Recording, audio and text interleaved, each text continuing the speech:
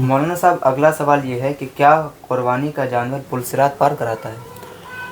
یہ بھی بڑا عمدہ سوال ہے، کیونکہ ہمارے معاشرے اور سماج میں عوام الناس میں یہ بات گردش کرتی ہے کہ قیامت کے دن ان کی قربانیاں بحیثیت سواری ان کو پیش کی جائیں گی۔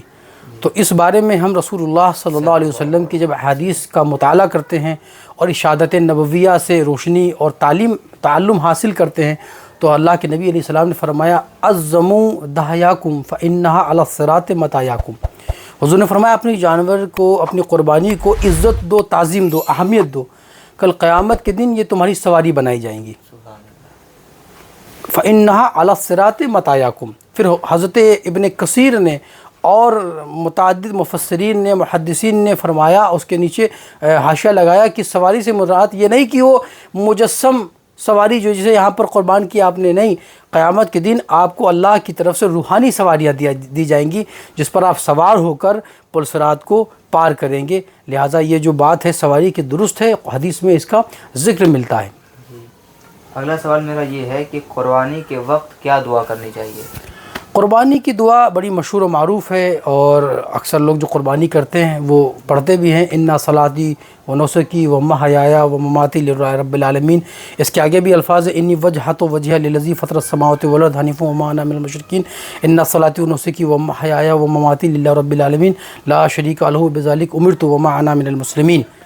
اس کے اللہم لک و منک فلاں ابن فلاں، پھر تقبل اللہ منا و منکا، اس طرح سے پڑھ کر کس کی طرف سے ہے آپ اس کی طرف مشہور کر دیں، اس کا نام لگوانی۔ سوال پیدا ہوتا ہے کہ اگر نام نہ لیا جیسے دل میں ہی مطلب، ہاں تو قربانی ہو جائے گی، قربانی ہو جائے گی۔ آپ کی بس دل میں نیت ہونا چاہیے نا، فطیبوا بہا نفسا، حضور نے فرمایا کہ اخلاص ہونا چاہیے۔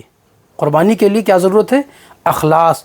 اللہ کا مقدس کلام اس تناظر میں یہ ارشاد فرماتا ہے، اللہ تعالیٰ فرماتا ہے لن ینال اللہ لحومها و دماؤها ولکن ینالہ التقوی۔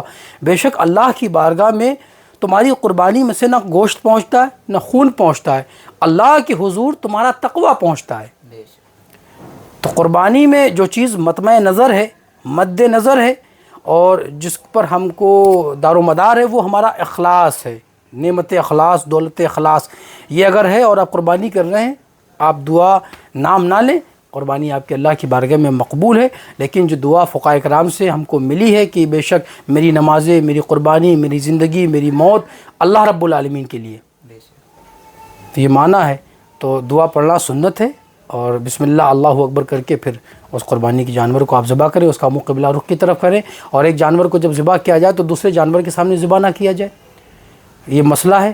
اور ایک جانور کو جب ذبح کیا جائے تو دوسرے جانور کو اس کو دور رکھا جائے، اس کو پانی پلا لیا جائے، چھری میں دھار کر لی جائے، اس کو مارا نہ جائے، دوڑایا نہ جائے، اس طرح سے جانور کو تکلیف نہ دی جائے، اس کو باقاعدہ صحیح طریقے سے باندھ کر گرایا جائے، لوگوں کی مدد دی جائے، اور اس پر ظلم و جبر نہ کیا جائے، قبلہ رخ اس کا منہ کیا جائے جو طریقہ ہے، اور پھر دھار چھری کا استعمال کیا جائے تاکہ آسانی سے اس کی شہرک تک چھری پہنچ جائے، نرخرا، ودا، ودجین، اور یہ شہرک جو ہے وہاں تک چھری پہنچے تو آسانی سے قربانی ہو جاتی ہے۔